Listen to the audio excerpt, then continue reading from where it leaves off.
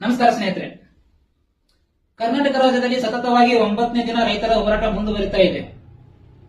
ಯಾವದ ಕಾರಣಕ್ಕಾಗಿ?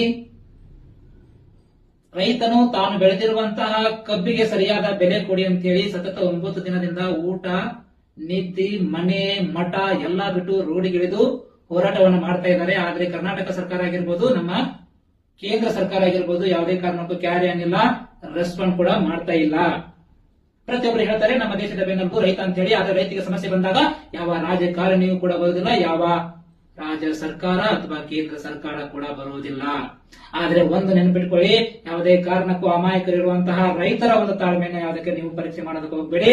ಏನ್ ಕೇಸ್ ನೀವು ಪರೀಕ್ಷೆ ಮಾಡಿದ್ದೇ ಆಗಿದ್ದಲ್ಲಿ ಅದರ ಆಗುವ ಅನುಕೂಲ ಅನಾನುಕೂಲ ಪರಿಣಾಮಗಳು ಸೋಕಾಳು ರಾಜಕಾರಣಿಗಳು, ಸರ್ಕಾರಗಳು ಅನುಭವಿಸಲೇಬೇಕಾಗುತ್ತೆ. ಸೊ ಇವತ್ತು ನಮ್ಮ ರೈತರು ನಿಮಗೆ 1000 ರೂಪಾಯಿ ಜಾಸ್ತಿ ಮಾಡಿ, ಲಕ್ಷ ರೂಪಾಯಿ ಜಾಸ್ತಿ ಮಾಡಿ ಅಂತ ಕೇಳ್ತಾ ಇಲ್ಲ. ಅವರು ಬೆಳೆದಿರುವಂತಹ ಬೆಳೆಗೆ ಇವತ್ತು ಸರ್ಕಾರ 3200 ರೂಪಾಯಿ ಕೊಡ್ತೀನಿ ಅಂತ ಹೇಳಿದಿರಿ. ಆದ್ರೆ ನಮ್ಮ ರೈತರು ಕೇಳ್ತಾ ಇರೋದು ಕೇವಲ 300 ರೂಪಾಯಿ, ಅಂದ್ರೆ ಕೇವಲ 3500 ರೂಪಾಯಿಯ ಒಂದು ಟನ್ ಕಬ್ಬಿಗೆ ದುಡ್ಡು ಕೊಡು ಅಂತ ಕೇಳ್ತಾ ಇದ್ದಾರೆ.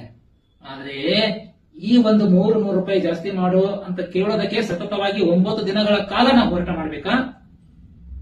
ಇವತ್ತು ನಾನು ತಿಂತಾ ಇದ್ದೀನಿ ಅನ್ನ, ನೀವು ತಿಂತಾ ಇದ್ದೀರ ಅನ್ನ. ಕಾರಣ ಯಾರು?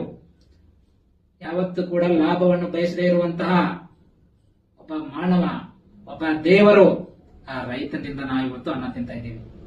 ಇವತ್ತು ಅವನೇನಾದ್ರೂ ಲಾಭನೇ ಬೆಳೆಸಿದ್ದೇ ಆಗಿದ್ದಲ್ಲಿ, ಇವತ್ತು ನನಗೆ ಇವತ್ತು ಲಾಭ ಆಗುತ್ತೆ ಅಂತ ಹೇಳಿ ಏನಾದ್ರೂ ಇವತ್ತು ಬೆಳೆಯನ್ನು ಬೆಳೆದಿದ್ದೇ ಆಗಿದ್ದಲ್ಲಿ ಇವತ್ತು ಪ್ರತಿಯೊಬ್ಬರು ರೈತರು ಕೂಡ ಇವತ್ತು ಸರ್ಕಾರದಲ್ಲಿ ರಾಜಕಾರಣಿಗಳಾಗಿರ್ತಾ ಇದ್ರು. ಪ್ರತಿಯೊಂದು ರಾಜಾಡಳಿತ ಇವತ್ತು ರೈತರೇ ಮಾಡ್ತಾ ಇದ್ರು. ಆದರೆ ರೈತ ಯಾವುದೇ ಕಾರಣಕ್ಕೂ ಲಾಭಕ್ಕಾಗಿ ಕೃಷಿ ಮಾಡೋದಿಲ್ಲ. ರೈತ ಏನಾದ್ರೂ ಇವತ್ತು ಬೆಳೀತಾ ಇರೋನಂತಂದ್ರೆ 4 ಜನಕ್ಕೆ ಅನ್ನ ಹಾಕಬೇಕು ಅನ್ನೋ ಉದ್ದೇಶದಿಂದ ಇವತ್ತು ಲಾಭ ಆದ್ರೂ ಸರಿ, ನಷ್ಟ ಆದ್ರೂ ಸರಿ ಅಂತ ಹೇಳಿ ಬೆಳೆಯನ್ನ ಬೆಳೀತಾ ಇದ್ದಾನೆ. ರೀಸೆಂಟ್ ಆಗಿ ನೀವೇ ಎಲ್ಲರೂ ಕೂಡ ನೋಡಿದಿರ, ಮಹಾಪೂರ ಬಂದು ಉತ್ತರ ಕರ್ನಾಟಕದ ಬಿಜಾಪುರ ಆಗಿರ್ಬೋದು, ಗುಲ್ಬರ್ಗ ಆಗಿರ್ಬೋದು, ಬಾಗಲಕೋಟ್, ಬೆಳಗಾವಿ ಸ್ವಲ್ಪ ಡಿಸ್ಟಿಕ್ ಅಲ್ಲಿ ಏನಾಗಿದೆ, ಅತಿಯಾದ ಮಳೆ ಬಂದಿರೋದ್ರಿಂದ ತಾವು ಬೆಳೆದಿರುವಂತಹ ಬೆಳೆ ನೀರಲ್ಲಿ ಕೊಚ್ಕೊಂಡಾಯ್ತು. ಆದ್ರೆ ಬೆಳೆ ಬೆಳಿಬೇಕಾಗಿತ್ತು ಅಂದ್ರೆ ಎಷ್ಟು ಖರ್ಚು ಮಾಡಿ ಹಾಕಿರ್ತಾರ. ಆ ರೀತಿ ಪ್ರತಿ ವರ್ಷ ಆಗುತ್ತೆ ಅಂದ್ರೂ ಕೂಡ ನಾವು ಬೆಳೆದಿರುವ ಬೆಳೆಗೆ ಸರಿಯಾದ ಬೆಳೆ ಸಿಗೋದಿಲ್ಲ, ನಾವು ಬೆಳೆದಿರುವ ಬೆಳೆ ಸರಿಯಾಗಿ ಬರುತ್ತೆ ಅನ್ನೋ ಗ್ಯಾರಂಟಿ ಇಲ್ಲ. ಆದ್ರೂ ಕೂಡ ಈ ಜಗತ್ತಿಗೆ ಅನ್ನ ಹಾಕ್ಬೇಕು ಅನ್ನೋ ಒಂದೇ ಒಂದು ಉದ್ದೇಶದಿಂದ ಇವತ್ತು ರೈತ ಎಲ್ಲ ಕೆಲಸ ಬಿಟ್ಟು ಹಗಲನ್ನದೇ ರಾತ್ರಿ ಅನ್ನದೇ ಈ ಹೊಲದಲ್ಲಿ ಕೆಲಸ ಮಾಡಿ ನಿಮ್ಗೆಲ್ಲರಿಗೆ ಅನ್ನ ಹಾಕ್ತಾ ಇದ್ದಾನೆ. ಆದ್ರೆ ಅವನು ಬೆಳೆದಿರುವಂತಹ ಕಬ್ಬಿಗೆ ಇವತ್ತು 300 ರೂಪಾಯಿ ಜಾಸ್ತಿ ಮಾಡಿ ಅಂತ ಕೇಳೋದಕ್ಕೆ 9-10 ದಿನ ಹೋರಾಟ ಮಾಡ್ಬೇಕಾ? ಇದು ಯಾವ ಸರ್ಕಾರ? ಇದು ಯಾವ ರಾಜಕಾರಣಿ? ನಮಗೂ ನಿಮಗೂ ಎಲ್ಲರಿಗೂ ಕೂಡ ಅರ್ಥ ಆಗುತ್ತೆ. ಕರ್ನಾಟಕ ರಾಜ್ಯದಲ್ಲಿ ಅಲ್ಲ, ಇಡೀ ದೇಶದಲ್ಲಿ ಅತಿ ಹೆಚ್ಚು ಸರ್ಕಾರಿ ಕಾರ್ಖಾನೆ ಹೊಂದಿರುವುದು ಒಂದು ಉತ್ತರ ಪ್ರದೇಶ, ಮಹಾರಾಷ್ಟ್ರ ಮತ್ತು ಕರ್ನಾಟಕ.